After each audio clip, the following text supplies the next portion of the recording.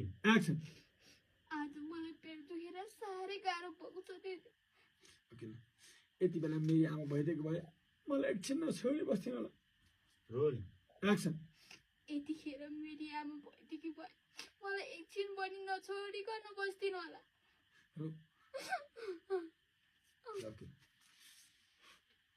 मलाई याद छ दिदी म 5-6 वर्षको थिएँ होला त्यति बेला मेरी आमा पनि थिइन् एक्सन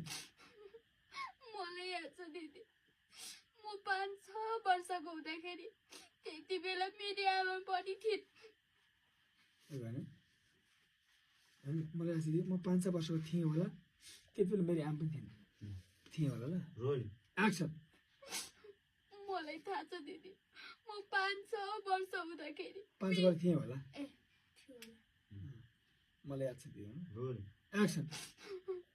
मलाई याद छ दिदी म 5-6 वर्षको